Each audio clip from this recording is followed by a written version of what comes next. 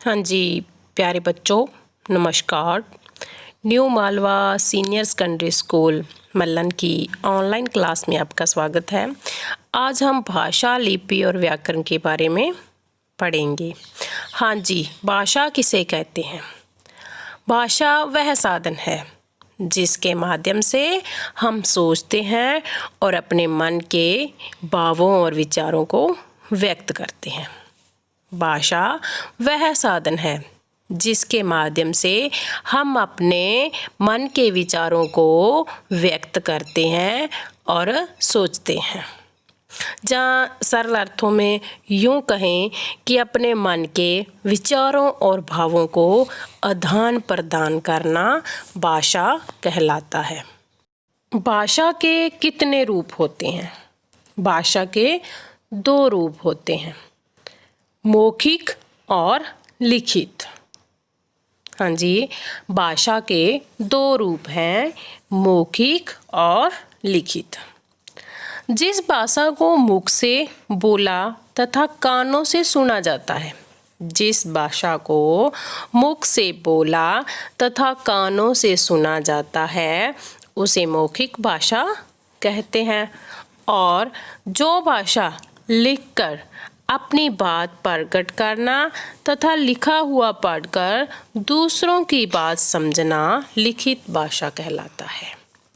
भाषा के कितने अंग होते हैं? भाषा के 3 अंग होते हैं, वर्ण, शब्द और वाक्य। रचना की दृष्टि से भाषा की सबसे लघु इकाई का नाम लिखिए। रचना की दृष्टि से भाषा की सबसे लघु इकाई वर्ण है।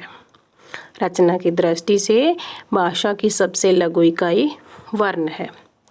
मौखिक भाषा की आधारभूत इकाई क्या है? यानी कि मुख से बोली जाने वाली भाषा की आधारभूत इकाई क्या है? मौखिक भाषा की आधारभूत इकाई ध्वनि है। हिंदी की लिपि कौन सी है? हिंदी की लिपि देवनागरी है और पंजाबी की लिपि का नाम है गुरुमुखी। पंजाबी की लिपि का क्या नाम है?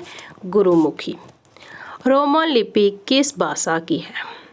रोमन लिपि अंग्रेजी, फ्रेंच, जर्मन। रोमन लिपि है अंग्रेजी की, फ्रेंच और जर्मन की। बाईं ओर से दाईं ओर लिखी जाने वाली किसी एक भाषा और लिपि का नाम लिखिए। तो भाषा नेपाली, मराठी, हिंदी है और इन तीनों की जो लिपि है वो है देवनागरी।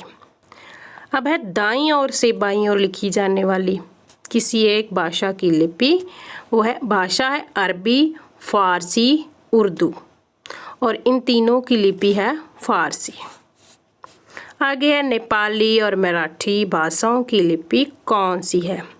तो नेपाली और मराठी भाषाओं की लिपि देवनागरी है। हाँ जी बच्चों, भाषा और लिपि का टॉपिक आपकी हिंदी ग्रामर पे दिया हुआ है। आपने वहाँ से अच्छी तरह से समझना है और याद करना है। थैंक्स।